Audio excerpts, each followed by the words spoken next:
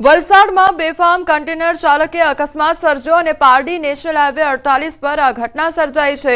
મામલતદાર office નજીક container પલટી મારી ગયું તો કન્ટેનર કન્સ્ટ્રક્શન સાઇટના ઝૂંપડા પર પડ્યું હતું। ઝૂંપડામાં રહેલ એક વ્યક્તિનું કમકમાટી ભર્યું મોત નીપજ્યું છે। પોલીસ ઘટનાસ્થળે પહોંચી છે। ક્રેન મારફતે કન્ટેનર ઉંચકવાની કામગીરી હાથ ધરવામાં આવી છે। સમગ્ર ઘટનાના સીસીટીવી ફૂટેજ પણ સામે આવ્યા છે। તો કન્સ્ટ્રક્શન જે સાઇટ હતી ત્યાં આગળ આ જે કન્ટેનર છે તે એકાએક પલટી મારી ગયું હતું અને જે ઝૂંપડું આવેલું હતું તે ઝૂંપડા પર જ આ કન્ટેનર પટકાયું હતું। તેના કારણે એક વ્યક્તિનું કમકમાટી ભર્યું મોત નીપજ્યું છે। તો પોલીસ પણ ઘટનાસ્થળે પહોંચી ગઈ છે અને જે કન્ટેનર ઉઠાવવાની જે કામગીરી છે તે હાથ ધરવામાં આવી છે। આખા અકસ્માતના સીસીટીવી ફૂટેજ પણ સામે આવ્યા છે।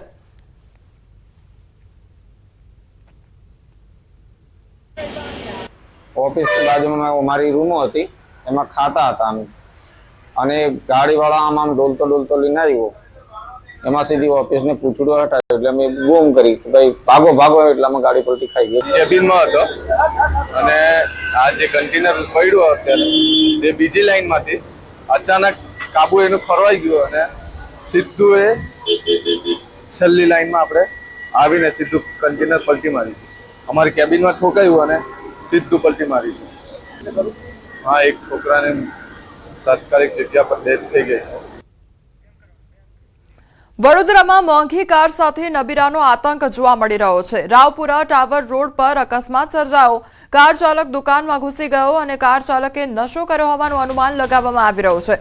કાર ચાલક નબીરો પૂરપાટ ઝડપે હંકારી રહ્યો હતો કાર તો અકસ્માત બાદ કાર ચાલક ફરાર થયો અને પોલીસે કાર્યવાહી શરૂ કરી છે।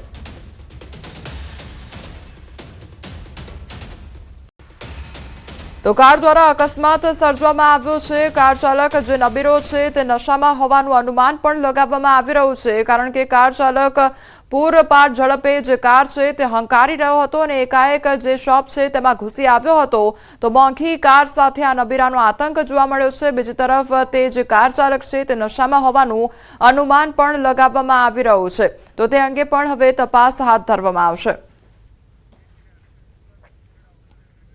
સુરતના નરોલી ગામ પાસે અકસ્માત સર્જાયો। અકસ્માત બાદ કારમાં ભીષણ આગ લાગી ગઈ તો કાર નજીક યુવકનો મૃતદેહ મળી આવ્યો છે। યુવક કાર ચાલક હોવાની આશંકા સેવાઈ રહી છે ત્યારે સુરતની આ ઘટના સામે આવી છે કે જ્યાં નરોલી ગામ પાસે અકસ્માત સર્જાયો। અકસ્માત બાદ કારમાં ભીષણ આગ પણ લાગી ગઈ હતી।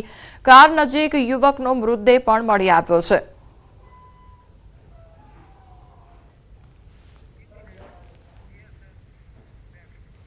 ગીર સોમનાથના વેરાવળમાં દીપડો પાંજરે પુરાયો। ઇન્દ્રોઈ નાવદરા ગામની સીમમાંથી દીપડો પાંજરે પુરાયો છે તો મોડી રાત્રે દીપડો પાંજરે પુરાતા સ્થાનિકોએ રાહતનો શ્વાસ લીધો છે।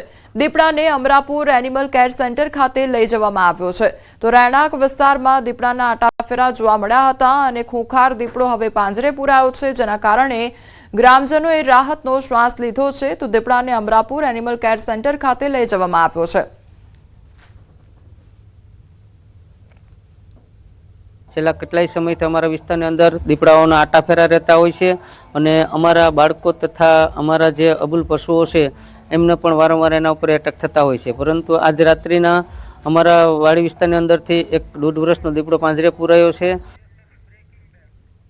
ગીર સોમનાથમાં વીજ કરંટ લાગતા સિંહનું મોત નીપજ્યું હોવાનો મામલો સામે આવ્યો છે। કોડીનારના કાજ ગામે વીજ કરંટથી સિંહનું મોત નીપજ્યું છે। ખેડૂતે વાડીએ મૂકેલા ગેરકાયદેસર કરંટમાં સિંહ ફસાઈ ગયો હતો। 3 થી 4 વર્ષના સિંહને વીજ કરંટ લાગતા મોત નીપજ્યું છે। સ્થાનિક વનતંત્રની બેદરકારી પણ ખુલ્લી પડી ગઈ છે। ડીસીએફ પ્રશાંત તોમરે ઘટનાની પુષ્ટિ કરી છે તો ઘટના 4 દિવસ અગાઉની હોવાનું તપાસમાં ખુલાસો થયો છે। વન વિભાગે જાણ થતાં જ તપાસ હાથ ધરી। વાડી માલિકે શરૂઆતમાં ગુનો નકાર્યો પરંતુ આખરી પૂછપરછ બાદ ગુનો કબૂલ્યો છે। જંગલી ભૂંડ અને નીલગાયના ત્રાસથી કરંટ મૂક્યો હોવાની કબૂલાત કરવામાં આવી છે તો વન વિભાગે માનસિંહ ઝાલાની ધરપકડ કરી છે। ખેડૂત મિત્ર था उसने गुना को स्वीकार भी किया। उसके बाद में हमारे द्वारा उसमें कायदेसर की कार्रवाई जो वाइल्ड लाइफ प्रोटेक्शन एक्ट है उसके अंदर में की गई। एफओआर करने के बाद में जो कोडिनार कोर्ट है वहाँ पे उनको रजू किया गया और उसके बाद अभी उनको जुडिशियल कस्टडी में भेज दिया गया है और आगे की जो कार्रवाई है उसमें गति में है। અમરેલીમાં ખુલ્લા કૂવામાં સિંહ ખાબક્યો હોવાની ઘટના સામે આવી છે. લીલિયાના કણકોટ ગામની સીમમાં આ ઘટના સર્જાઈ. ખુલ્લા કૂવામાં સિંહ પડી જતા મોત નીપજ્યું છે. ઘટનાની જાણ થતાં વન વિભાગ ઘટનાસ્થળે પહોંચી આવ્યું તો ખુલ્લા કૂવામાંથી સિંહને બહાર કાઢી કાંકરજ એનિમલ કેર સેન્ટર ખાતે ખસેડવામાં પણ આવ્યો છે. તો એનિમલ કેર સેન્ટર ખાતે આ જે સિંહ છે તેને ખસેડવામાં આવ્યો છે.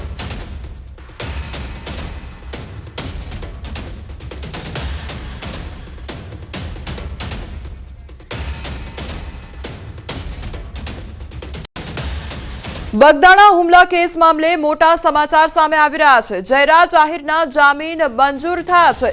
બગદાણા સેવક પર હુમલા કેસમાં જામીન કોર્ટે જયરાજ આહિરના જામીન મંજૂર કર્યા છે. તો નવનીત બાલદિયા કેસમાં જયરાજ આહિરને જામીન આપી દેવામાં આવ્યા છે. મહુવા કોર્ટે જયરાજ આહિરના જામીન મંજૂર કર્યા છે. વાત જાણે એમ છે કે થોડા દિવસ પહેલા બગદાણાના સેવક કોળી સમાજના યુવક પર હુમલો કરવામાં આવ્યો હતો. કોળી સમાજના યુવકે માર મારતો વિડીયો પણ બનાવાયો હતો અને બાદમાં કોળી સમાજના આગેવાનો દ્વારા તેનો વિરોધ કરવામાં આવ્યો હતો. એટલું જ નહીં, કોળી સમાજના આગેવાનો દ્વારા ગાંધીનગરમાં સીએમને રજૂઆત પણ કરવામાં આવી હતી. ત્યારે સમગ્ર કેસની તપાસ માટે સત્વરે એસઆઈટીની રચના કરવામાં આવી હતી. આ બાદમાં આરોપી જયરાજ આહિરને ઝડપી લેવામાં આવ્યો હતો. ત્યારે હાલ તો મહુવા કોર્ટે જયરાજ આહિરના જામીન મંજૂર કરી દીધા છે. આ મામલે ઉગ્ર વિરોધ કરવામાં આવ્યો હતો અને પોલીસની કામગીરી પર પણ લોકોએ સવાલો ઉઠાવ્યા હતા કે પોલીસ આરોપીઓને છાવરી રહી છે.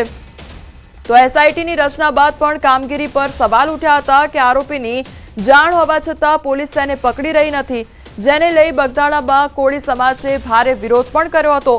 એટલું જ નહીં, આ વિવાદ બાદ માયાભાઈ આહિરનો પણ એક વિડીયો વાયરલ થયો હતો કે જે થઈ રહ્યું છે તે બરાબર થઈ રહ્યું છે, જેને ધારાસભ્ય હીરા સોલંકીએ જવાબ આપતા કહ્યું હતું કે હું પણ એમ જ કહ્યું છે કે જે થયું તે થયું, પણ હવે અટકી જવાય. ત્યારે હાલ જયરાજ આહિરના કોર્ટે જામીન મંજૂર કરી દીધા છે.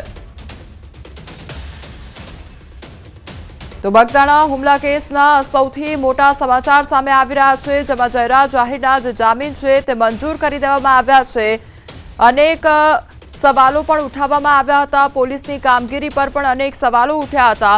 આ સિવાય એસઆઈટીની રચના કરવામાં આવી અને એસઆઈટી દ્વારા પણ તપાસ ચલાવવામાં આવી હતી. ત્યારે તેની કામગીરી પર પણ અનેક સવાલો ઉદ્ભવી રહ્યા છે અને હવે કોર્ટ દ્વારા જે જામીન છે તે મંજૂર કરી દેવામાં આવ્યા છે. ત્યારે કોળી સમાજનું કયા પ્રકારનું રિએક્શન સામે આવે છે તે પણ જોવાનું રહેશે, કારણ કે અત્યાર સુધી અનેક સ્થળ પર વિરોધ પણ જોવા મળ્યો હતો. જ્યારથી જ આ મામલો સામે આવ્યો અને મારામારી કરવામાં આવી હતી, હુમલો કરવામાં આવ્યો હતો, ત્યારબાદથી જ કોળી સમાજમાં ભારે રોષ જોવા મળી રહ્યો હતો. તો બગદાણા ચકચારી પ્રકરણમાં હવે જયરાજ આહિર સહિત 6 જેટલા જે આરોપીઓ છે તેમને મહુવા કોર્ટે જામીન મંજૂર કર્યા છે. જયરાજ આહિરના વકીલ ગુણવંત આહિરે વાતચીત પણ કરી છે. આજરોજ મહુવા કોર્ટે જયરાજ આહિર સહિત 6 શખ્સની જે શરતી જામીન છે તે અરજી મંજૂર કરી દીધી છે અને સાંજ સુધીમાં જયરાજ જેલમાંથી મુક્ત પણ થઈ શકે છે.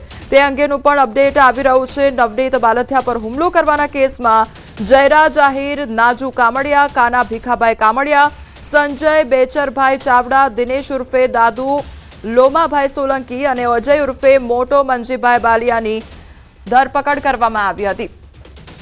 આપણી સાથે નવનીતભાઈ જોડાઈ ગયા છે, જેઓ પોતે ફરિયાદી છે. નવનીતભાઈ, હવે આ જયરાજ આહિરના જામીન મંજૂર કરી દેવામાં આવ્યા છે. સૌથી પહેલા તો આપનું રિએક્શન લેવા માંગીશ.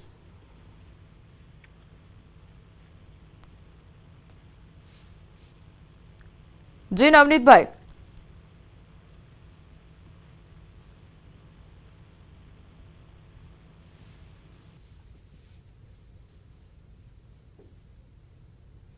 લાગી રહ્યું છે સંપર્ક કપાઈ ચૂક્યો છે. ફરી એકવાર તમને જોડવાનો પ્રયાસ કરીશું. તો જયરાજ આહિરના જામીન મંજૂર થયા છે અને બગદાણા હુમલા કેસમાં આ સૌથી મોટા સમાચાર.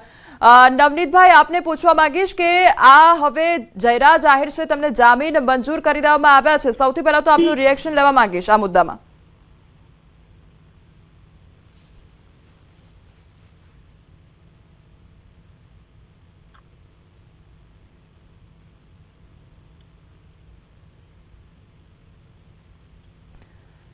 તો બગદાણા હુમલા કેસ મામલે મોટા સમાચાર સામે આવી રહ્યા છે. જયરાજ આહિરના જામીન મંજૂર થઈ ગયા છે. બગદાણા સેવક પર હુમલા કેસમાં જામીન મંજૂર કર્યા છે કોર્ટે. તો જયરાજ આહિરના જામીન મંજૂર કર્યા. 14 દિવસ બાદ તેઓ જેલ બહાર આવશે.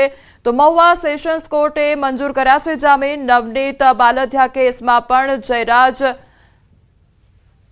તો આપણી સાથે એડવોકેટ ચેતનભાઈ જોડાઈ ગયા છે. ચેતનભાઈ બારૈયા જોડાયા છે. સૌથી પહેલા તો આપનું ન્યૂઝ 18 ગુજરાતીમાં સ્વાગત છે. ચેતનભાઈ, હવે જયરાજ આહિરને જે છે અત્યારે મંજૂર કરી દેવામાં આવ્યા છે તમામ જામીન, ત્યારે તેને લઈને શું અપડેટ મળી રહ્યું છે? કેવી રીતે હવે તપાસ હાથ ધરવામાં આવશે?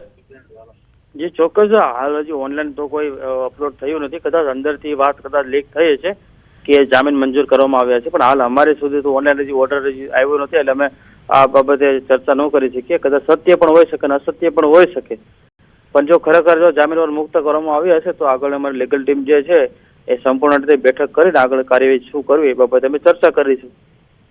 જી ચેતનભાઈ, એટલે અત્યાર સુધીની તપાસમાં શું સામે આવ્યું છે? કોઈ પણ પ્રકારની શરતો રાખવામાં આવી છે? કેવી રીતે હવે કામ કરવામાં આવશે તેને લઈને કોઈ પણ જાણકારી આપની પાસે?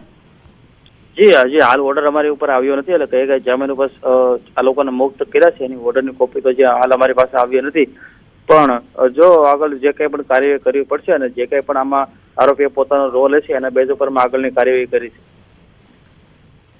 ચેતનભાઈ, જે પ્રમાણે અત્યારે અપડેટ સામે આવી રહ્યું છે કે સવાલો ઘણા બધા થઈ રહ્યા છે, કામગીરીને લઈને, કાર્યવાહીને લઈને સવાલ થઈ રહ્યા છે, પરંતુ એક સવાલ એ પણ કે માત્ર જયરાજ આહિરને જામીન આપવામાં આવ્યા છે કે અન્ય જે આરોપીઓ છે તેમના પણ જામીન મંજૂર થયા છે, તેને લઈને કોઈ પણ પ્રકારની જાણકારી આપની પાસે? જી ચોક્કસ, કાલે 3 જામીન અરજી હતી અને અંદરથી કદાચ એવું કઈ વાત લીક કરી હોય, એટલે સત્ય પણ હોઈ શકે અને અસત્ય પણ હોઈ શકે કે કાલે 3 જામીન અરજી જે છે એ મંજૂર કરવામાં આવી છે. તો હાલ અત્યારે ઓર્ડર તો હજી કોઈ ઓનલાઈન અપડેટ થઈ નથી, તો એ બાબતે ચોક્કસ કહી ન શકાય, પણ બચાવ પક્ષે જે રજૂઆત કરી હતી એમાં ફરિયાદી પક્ષે અને શહેરની ટીમે પણ જે કંઈ પણ આમાં મહદ જે સંપૂર્ણ પુરાવા રજૂઆત કરી હતી અને જે આરોપીનો જેટલો રોલ હતો એ સંપૂર્ણ રીતે નિષ્પક્ષ અને તટસ્થ રીતે તપાસ કરી અને સરકાર સમક્ષ રજૂઆત કરી હતી. અને ફરિયાદી પક્ષે પણ વાંધા અરજી અમે નવનીતભાઈ તરફે મૂક્યા હતા કે કઈ વાંધામાં છે, અને માન્ય સુપ્રીમ કોર્ટ અને હાઈકોર્ટના જજમેન્ટ પણ આમાં ઇન્વોલ્વ કર્યા હતા. જી ચેતનભાઈ, સમગ્ર માહિતી બદલ આપનો આભાર અને આપ અમારી સાથે જોડાયા તે બદલ આપનો આભાર. તો બગદાણા હુમલા કેસ મામલે આ મોટા સમાચાર સામે આવ્યા છે. અત્યારે વકીલ સાથે પણ, એડવોકેટ સાથે પણ વાતચીત કરવામાં આવી. તેમના દ્વારા કહેવામાં આવ્યું છે કે આ અંદરની માહિતી છે અને હજુ કંઈ પણ કહેવું ચોક્કસપણે ન કહી શકાય. અન્ય સમાચાર પર હવે નજર કરીએ તો સુરતમાં હોળી પહેલા રેલવે સ્ટેશન પર તૈયારી હાથ ધરવામાં આવી છે. રેલવે સ્ટેશન પર ભીડ નિયંત્રણની તૈયારીઓ શરૂ કરી દેવામાં આવી છે. મુસાફરોના ઘસારાને પહોંચી વળવા તૈયારી હાથ ધરવામાં આવી છે. સ્ટેશનના પશ્ચિમ ભાગે નવો હોલ્ડિંગ એરિયા બનાવવામાં આવ્યો છે. અગાઉ જ્યાં સિટી બસ સ્ટેન્ડ હતું ત્યાં હોલ્ડિંગ એરિયા વિકસાવવામાં આવી રહ્યો છે. તો MMTH પ્રોજેક્ટ અંતર્ગત બસ સ્ટેન્ડની જગ્યાએ એલિવેટેડ રોડનું કામ શરૂ છે. બસ સ્ટેન્ડની બાજુની ખાલી જગ્યા હવે હોલ્ડિંગ એરિયા તરીકે ઉપયોગમાં લેવાશે. નવો હોલ્ડિંગ એરિયા એક સાથે અંદાજે 500 મુસાફરોને સમાવી શકશે.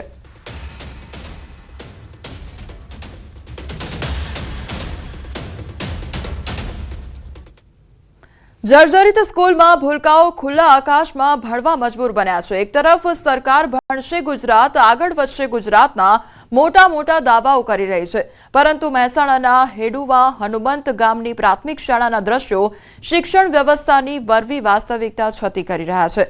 શાળાના ભૂલકાઓ છેલ્લા 1 વર્ષથી ખુલ્લા આકાશ નીચે અને છાપરાઓ નીચે બેસીને અક્ષર જ્ઞાન મેળવવા માટે મજબૂર બન્યા છે. અત્યારે જે જગ્યાએ નજીક જ છે, ગામના અડીને જ જગ્યા છે. વિરોધ કોઈને ગામઠાણ મંજૂર થઈ ગયેલું જ છે એમાં, પણ એમાં ગાળો કોઈનો ફાળવેલો નહીં, એ જગ્યા એમનો જ પડી. શાળા તો મંજૂર થઈ જ નહીં, શાળા અમારી શિક્ષણ સમિતિમાં થઈ જ નહીં. મેં તપાસ કરી, ના પાડી કે તમારે દરખાસ્ત જ નહીં, બાર બનવી જોઈએ, અહીં નહીં. તો શાળાના 8 જેટલા ઓરડા જર્જરિત જાહેર થતા ખાલી તો કરાવી દેવામાં આવ્યા.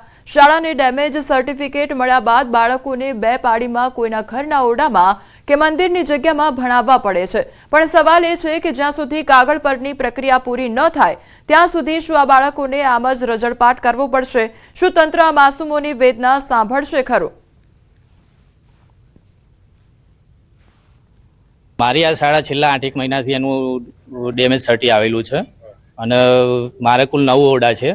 એમાંથી 2 સિન્ટેક્સના અને 6 જે પતરાવાળા રૂમ છે એમાં 8 રૂમ ડેમેજ છે અને એનું જે ઉતારવાની પ્રક્રિયા થઈ ગઈ છે અને એની નવી રૂમો જે માગણી છે એ આપણે ઉપલા લેવલે સમિતિમાં રજૂઆત કરેલી છે અને ત્યાંથી ટેન્ડરમાં નવા રૂમો ફળવાશે એટલે ત્યાં આપણે નવા રૂમો બનવાનું કામ ચાલુ થઈ જશે. હનુમાન પ્રાથમિક શાળાનું મકાન ડેમેજ હોવાના કારણે આપણને ડેમેજ સર્ટિફિકેટ મળેલું છે અને નવા ઓરડા માટે દરખાસ્ત પણ થઈ ગયેલી છે. નવા ઓરડા માટેની અત્યારે ટેન્ડર પ્રક્રિયામાં પડેલું છે અને હાલ આપણે વૈકલ્પિક વ્યવસ્થા કરેલી છે એક મંદિરના હોલની અંદર અને બાળકો હાલ આપણે 2 પાળીમાં શાળા ચાલુ રાખેલી છે.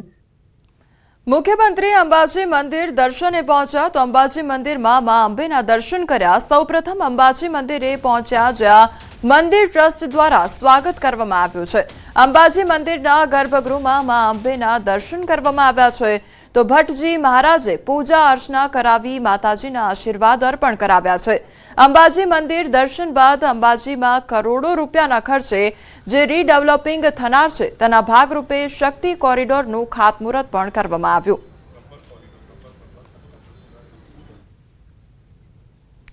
તો મુખ્યમંત્રી ભૂપેન્દ્ર પટેલ અત્યારે અંબાજી ખાતે પહોંચ્યા છે અને અંબાજીમાં મંદિર જઈને દર્શન કરવામાં આવ્યા છે. અંબાજી મંદિરમાં મા અંબેના દર્શન કર્યા. સૌપ્રથમ અંબાજી મંદિરે પહોંચ્યા જ્યાં મંદિર ટ્રસ્ટ દ્વારા સ્વાગત પણ તેમનું કરવામાં આવ્યું. અંબાજી મંદિરના ગર્ભગૃહમાં મા અંબેના દર્શન કરીને તેઓએ ધન્યતા અનુભવી છે. ભટ્ટજી મહારાજે પૂજા અર્ચના પણ કરાવી અને માતાજીના આશીર્વાદ અર્પણ કરાવ્યા છે. અંબાજી મંદિર દર્શન બાદ અંબાજીમાં કરોડો રૂપિયાના ખર્ચે જે રીડેવલપિંગ થનાર છે તેના ભાગરૂપે શક્તિ કોરિડોરનું ખાતમુહૂર્ત પણ કરવામાં આવ્યું.